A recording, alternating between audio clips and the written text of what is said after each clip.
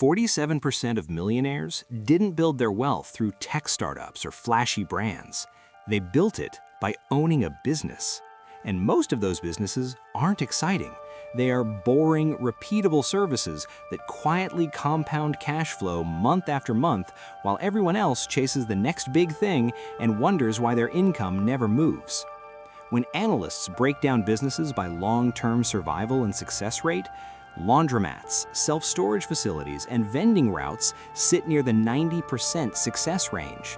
Most trendy startups don't even make it past their first few years. By the end of this video, you'll know 6 boring business models that keep producing millionaires, the filters Harry used to choose his first one, and the exact month his cash flow finally surpassed his 9-to-5 salary. And you'll understand why boring is not an insult. It's the point. Harry did not start rich. At 32, he was an operations coordinator at a logistics company, earning $3,419 a month after tax. His net worth consisted of a paid-off hatchback and $863 in savings. Before this, he had chased all the exciting routes: a drop-shipping store that never cleared more than $97 in profit, a crypto phase that turned $1,500 into $412, a failed clothing brand that left him with 3 boxes of unsold hoodies sitting in his hallway. Every attempt followed the same pattern: big hype, complicated funnels, uncertain timelines, and no predictable cash landing in his account every single month. One night, riding a late bus home, Harry was scrolling when he stumbled across a summary of The Millionaire Next Door by Thomas J. Stanley and William D. Danko. One line stopped him cold. Most real millionaires are not influencers. They are self-employed. They run what the authors literally called dull, normal businesses. Repair companies, small factories, local services people need again and again. At first, the idea felt almost insulting. Harry had been chasing clever angles, clever branding, clever niches, and here was a book saying, "Be the boring owner of a necessary service and let time do the rest." Instead of treating it like a quote, he treated it like an experiment on his own life. Over the next 12 months, Harry went deep. He followed entrepreneur forums, studied listings for small local businesses for sale, and noticed the same patterns repeating over and over in millionaire stories. Not glamorous, not complicated, just relentless. 6 types of businesses kept appearing again and again, and this is where his journey really starts, and where yours might too. The first boring business, laundromats. Harry almost skipped this category. He thought, who even uses those anymore? Then he looked at the numbers. Urban areas were still packed with renters, people without in-unit machines, families who used laundromats for bulky bedding, even if they had washers at home. What mattered wasn't the romance, it was the pattern. Every single week, people need clean clothes. They pay in small chunks, they return without reminders. Harry found an aging laundromat 15 minutes from his apartment. The owner was in his late 50s, tired and ready to retire. Revenue was steady, but the place looked frozen in 1999. Sticker price, $198,000. Net income after all expenses, about $4,200 a month. Harry didn't have that kind of cash, so he structured the deal the way boring millionaires do. He scraped together $27,000 for a down payment. Part came from selling his hatchback and switching to a cheaper car. Part came from a small line of credit. The owner agreed to finance the rest over 7 years. On one condition: Harry had to take over quickly and keep the existing staff. Month 1 wasn't impressive. Gross revenue, $9,234. After rent, utilities, detergent, a part-time attendant, and the loan payment, Harry took home $1,317. That was it, barely more than side income, but it was $1,317 that didn't require him to clock extra hours at his logistics job. By month 6, after adding card readers, raising prices by 23 cents per wash, and introducing a simple monthly family wash pass, net cash flow climbed to $2,189. Nothing explosive, but the direction was clear. Money came in without funnels, without algorithms, just machines spinning month after month. The second boring business, vending routes. While upgrading payment systems in the laundromat, Harry kept noticing something. Every time he refilled the small snack machine near the door, the same chips and drinks sold first. He could see grab-and-go behavior happening in real time. That's when it clicked. The laundromat wasn't just a laundry business, it was a captive audience business.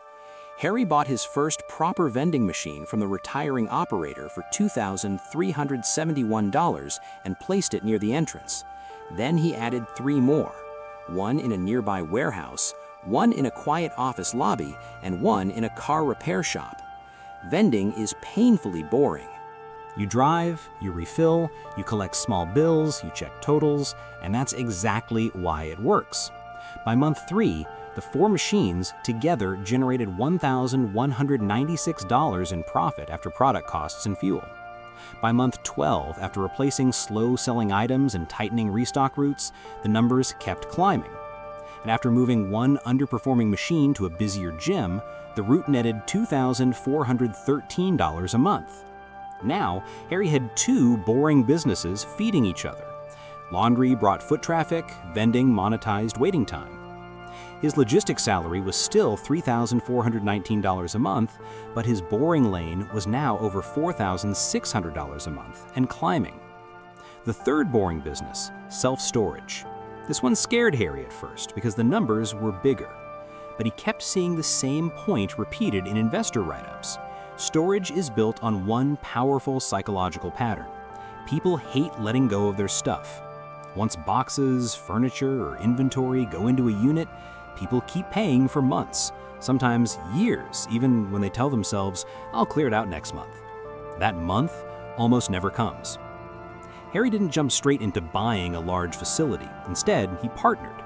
He met a small contractor who owned land behind an industrial park. The contractor wanted to build storage but hated operations.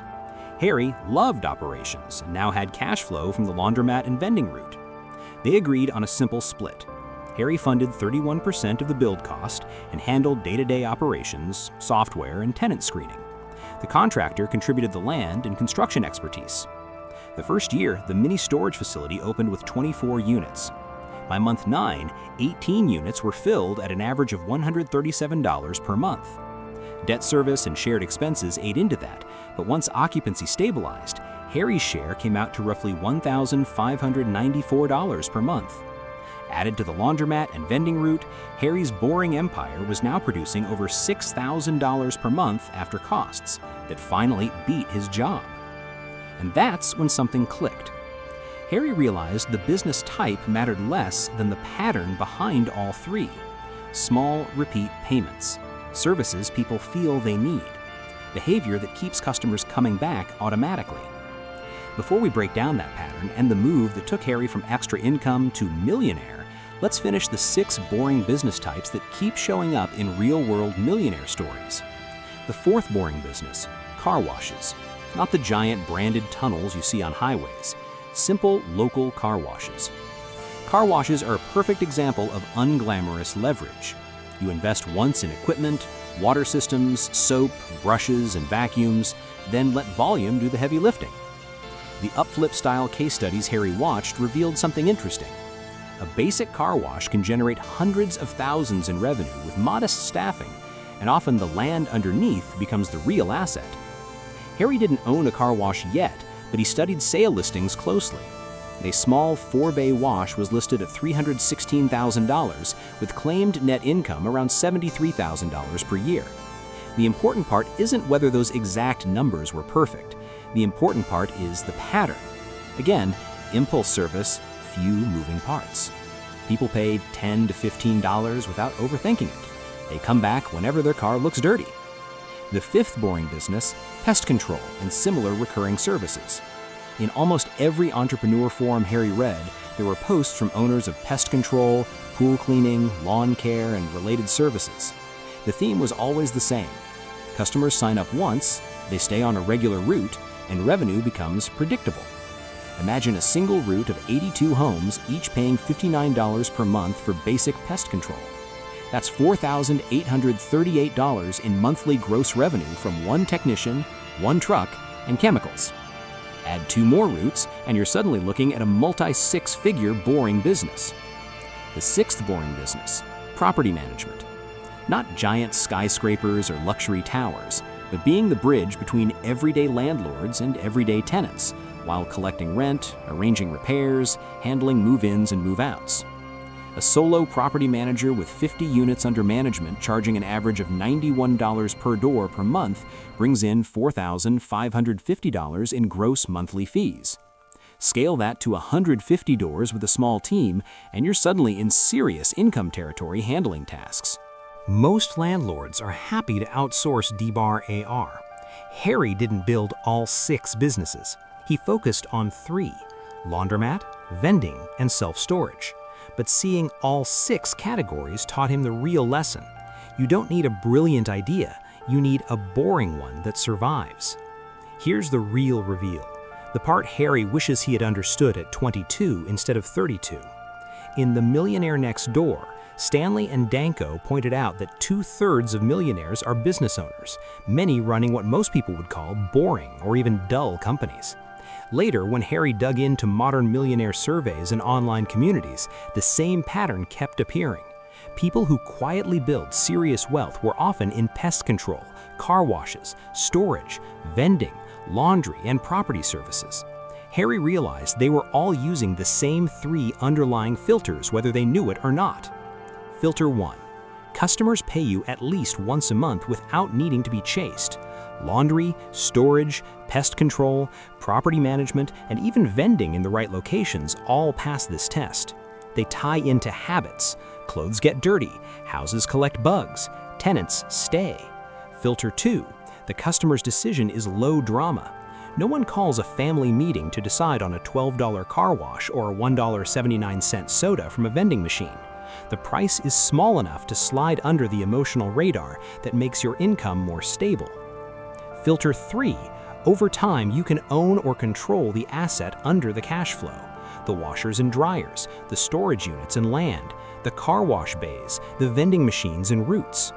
This is what flipped Harry's results. He stopped asking what business could go viral.